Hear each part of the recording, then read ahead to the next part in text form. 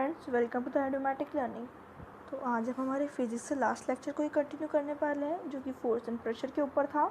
Last lecture में हमने force के बारे में पढ़ा था, जिसके अंदर हमने देखा था फोर्स एक सिंपल पुश और पुल है और वो किसी का भी मोशन चेंज कर सकता है और एक फिजिकल क्वांटिटी भी है। हमने ये भी देखा था कि फोर्स एक वेक्टर क्वांटिटी है, जब फोर्स सेम डायरेक्शन में तो वो ऐड हो जाता है एंड जब ऑपोजिट में होता है तो वो सब्ट्रैक्ट हो जाता है। हमने देखा था फोर्स एक डिराइव क्वांटिटी भी है।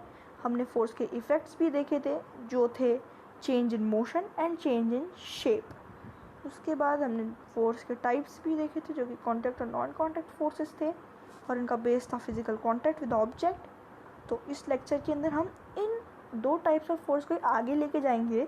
हम इस लेक्चर की शुरुआत करेंगे क्वेश्चन से, जो कि कहता है what is the difference between the types of forces. तो डिफरेंस पहला obviously that lies in the definition touches the surface, does not make any touch with the surface. दूसरा है contact force are generally, notice my words, I am saying generally, that is अधिकतर contact forces अधिकतर non contact से strong होते हैं। Example, ठीक है, contact का एक एग्जाम्पल होता है that is muscular force. As the name suggest, ये हमारे मसल से ही किया जाता है। तो ये जो फोर्स है, आपने नोटिस किया होगा कि आप कभी भी किसी ऑब्जेक्ट को पंच करते हैं या फिर अगर आप उसको अपना हाथ से धक्का देते हैं तो वो ऑब्जेक्ट का state of motion generally easily change हो जाता है या उसका शेप इजीली ख़राब हो जाता है। वही नॉन कॉन्टैक्ट का एक एग्जांपल है gravitational force. It is a force applied by the earth और another mass body to lesser massed body. पर ये जो डेफिनेशन ये 9th स्टैंडर्ड में है, तो हम 8th में क्या पढ़ने वाले हैं, हम 8th में देखेंगे ये वो फोर्स है जो अर्थ अप्लाई करता है। अब आप सोचिए कि अर्थ अप्लाई करता है means no way to take tension. हम इसको आगे अच्छे से डिस्कस करेंगे। मैं सिर्फ आपको सेकंड पॉइंट एक्सप्लेन करने के लिए फटाफट से बताता हूँ। ये फोर्स अर्थ के द्वारा होता है।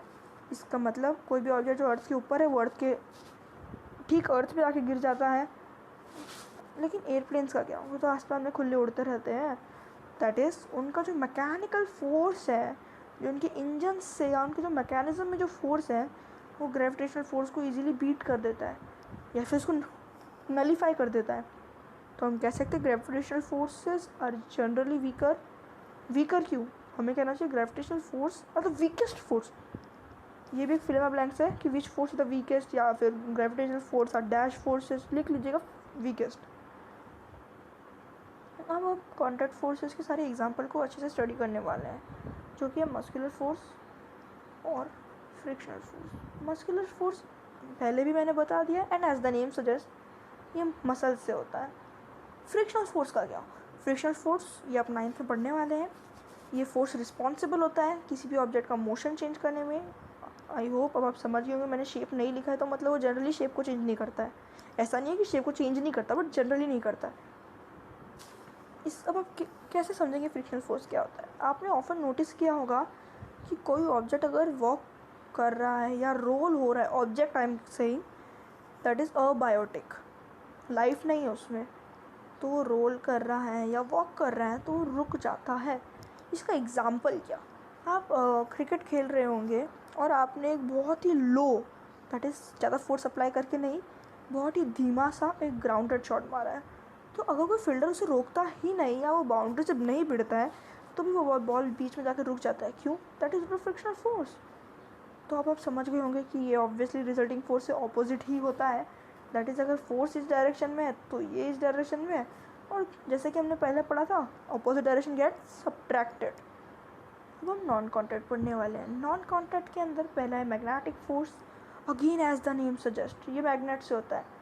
आप देखेंगे जो फोर्स का जो पार्ट है उसके अंदर जो भी नेम्स है ना, जो फोर्सेस के नेम्स है, that is contact force, muscular force, magnetic force, उनका डेफिनेशन पूरा उनके नेम पर ही निर्भर है। कॉन्टैक्ट या नॉन कॉन्टैक्ट, कॉन्टैक्ट समझ में आ रहा है कि वो कॉन्टैक्ट बनाएगा। आपको सिर्फ इतना याद रखना है कि वो किससे बनाएगा, सरफेस से। मस्कुलर, हाँ चलो, जो हमारा मसल से अप्लाई करता है। मैग्नेटिक, जो मैग्नेट से अप्लाई होता है। इसका डेफिनेशन है जो आपको अच्छे से याद करना है। The force is called to magnetic fields which acts perpendicular to the charge. Perpendicular to the charge का मतलब, ये आपसे एग्जाम में नहीं पूछा जाएगा, बट मैं आपको बता दूं कि 3 चीज़ें होती है, एक मैग्नेटिक फील्ड्स, एक चार्ज और एक मैग्नेटिक फोर्स। ये हम अभी पढ़ रहे हैं। बाकी ये दोनों चीज़ें हमें 10th में है और मैग्नेटिक फोर्स और अच्छे से है, तो ये सब हमेशा एक दूसरे से परपेंडिकुलर ही होता है। आपने XYZ प्लेन का नाम सुना होगा, वो भी हमेशा एक दूसरे से परपेंडिकुलर होती है, ये सेम वे में है।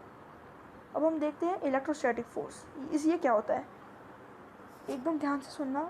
बच्चे अक्सर मैग्नेटिक और इलेक्ट्रोस्टैटिक फोर्स में कन्फ्यूज़ हो जाते हैं, बट एकदम अगर आप एकदम ध्यान से सुनेंगे तो आप ऑब्वियसली कन्फ्यूज़ नहीं होंगे। ये वो फोर्स है जो कोई चार्ज या अनचार्ज या अनदर चार्ज बॉडी एग्जर्ट करती है। चार्ज, अनचार्ज, अनदर चार्ज का मतलब क्या, देखिए हमारे यूनिवर्स में 2 काइंड के चार्ज होते हैं, पॉजिटिव और नेगेटिव। एक तीसरा है दैट इज़ ज़ीरो चार्ज, यानी नो चार्ज। तो ये जो 3 चार्ज है, आप इसको क्या कह सकते हैं, मान लीजिए अगर मेरा बेसिक चार्ज पॉजिटिव है तो मेरा charge body, another charge negative हो जाएगा, अनचार्ज हमेशा ज़ीरो या फिर न्यूट्रल। न्यूट्रल एक अच्छा वर्ड है, आपको न्यूट्रल ही लिखना चाहिए, अनचार्ज या फिर न्यूट्रल बॉडी। ये जो फोर्स अप्लाई करते हैं ना, ये तीनों चार्जेस, या जो neutral charge and positive negative charges, उसको हम इलेक्ट्रोस्टैटिक फोर्स कहते हैं। इसका डेफिनेशन जितना इजी है ना, उतना इजी इसका सेकंड पार्ट है, जो कहता है कि लाइक चार्जेस रिपेल होते हैं और अपोजिट चार्जेस अट्रैक्ट होते हैं। इसका एग्जांपल क्या, मैं आपको एक मैग्नेट से समझाता हूँ। मान लीजिए ये एक बार मैग्नेट है, बार मैग्नेट जिसके पोल्स एक दूसरे से पैरेलल नहीं है, और ये दूसरा बार मैग्नेट है। तो क्या होता है, अगर ये जो दोनों पोल्स हैं, अगर ये दोनों ही नॉर्थ है ना, तो ये इसको इस डायरेक्शन में धकेल देगा और ये खुद इस डायरेक्शन में इसको धकेल देगा, तो दैट इज़ देयर रिपेल हो रहे हैं। वहीं एक तीसरा है, ये इसका नॉर्थ है और ये तो इसका साउथ है, तो एक दूसरे से अट्रैक्ट हो जाएंगे। कैसे समझेंगे, इसका एकदम अच्छे से समझाता हूँ अलग अलग से, कि ये एक मैग्नेट है, ये एक मैग्नेट है, दोनों के पोल्स अभी अलग अलग है, तो ये अट्रैक्ट हो रहे हैं। वहीं अगर इनके पोल्स सेम है तो ये रिपेल करेंगे, पास आएंगे ही नहीं। इसी को हम इलेक्ट्रोस्टैटिक फोर्स बोलते हैं, ठीक है। अब ये ग्रेविटेशनल फोर्सेस, जिसको मैंने आपको कॉन्टैक्ट और नॉन कॉन्टैक्ट के डेफिनेशन डिफरेंस में भी हल्का सा बताया था। ग्रेविटेशनल फोर्स वो फोर्स है जो अर्थ अप्लाई करता है किसी भी ऑब्जेक्ट को खुद की तरफ खींचने के लिए। इस फोर्स को हम फोर्स ऑफ ग्रेविटी या ग्रेविटेशनल फोर्स बोलते हैं, बट फोर्स ऑफ ग्रेविटी ही लिखना, ग्रेविटी मत लिखना, क्योंकि ग्रेविटी कोई फोर्स नहीं है। इसको नोट कर लीजिए, gravity is not a force, it is just a phenomena. It is a phenomena which is contained by every mass body.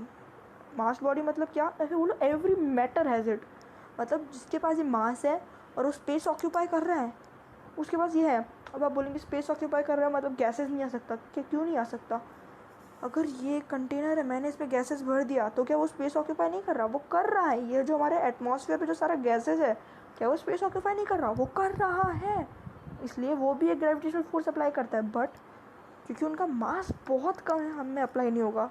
तो आपको लगेगा कि अगर ये आप है और ये आपका दोस्त जो कि आपसे बहुत भारी है, वो आपको खुद की तरफ ईजिली खींच सकता है, जी नहीं, ये नहीं हो सकता। क्यों नहीं हो सकता, that will be learning in 9th standard again, ठीक है।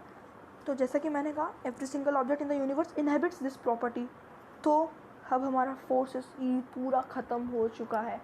कोई भी डाउट है कमेंट सेक्शन में लिख लीजिएगा, जब मैं प्रेशर एक्सप्लेन करूँगा तो एकदम अच्छे से समझा दूंगा। वैसे अगर कोई डाउट है तो जब मैं प्रेशर एक्सप्लेन करूँगा तो मैं इनसे पर रिविज़न लूँगा, तो क्लियर हो भी जाएगा। और अगर आपको लगता है नहीं होगा तो अभी क्लियर कर लेते हैं कि एक फ्लो चार्ट है, स्क्रीनशॉट ज़रूर ले लीजिए। आप लोग स्मार्ट है, आप लोग ले भी लिए होंगे। हमने देखा फोर्स क्या होता है, वो एक simple push and pull, P and P है। हमने देखा फोर्स के 2 काइंड है, contact, non contact. Contact surface से कॉन्टैक्ट बना रहा है, नॉन कॉन्टैक्ट कोई कॉन्टैक्ट नहीं बना रहा है। इसके 2 है, मस्कुलर, फ्रिक्शन। मस्कुलर हमने देखा जब हमारा मसल्स अप्लाई करता है, फ्रिक्शनल जो कि नॉर्मल फोर्स के अगेंस्ट जाता है, दैट इज उसका डायरेक्शन अगेंस्ट है, मोशन चेंज कर देता है। फिर हमने देखे मैग्नेटिक और इलेक्ट्रोस्टैटिक। देखिए मैंने एक साथ लिखा है बट कन्फ्यूज मत होइएगा। मैग्नेटिक जो कि मैग्नेट अप्लाई करता है, इलेक्ट्रोस्टैटिक जो कि मैग्नेट के चार्जेस अप्लाई करते हैं, अच्छे से समझ जाइए। ग्रेविटेशनल जो अर्थ अप्लाई करता है नीचे धकेलने के लिए, ठीक है। अब हमारा ये वाला पार्ट भी यहीं ख़त्म होता है। आई होप आपको सब कुछ समझा होगा। Please like, share and subscribe. और अगर आपको हल्का सा भी डाउट है फोर्स और कॉन्टैक्ट और नॉन कॉन्टैक्ट फोर्स के, तो इसका पहला पार्ट भी देख लीजिएगा, ठीक है। Okay, have a nice day.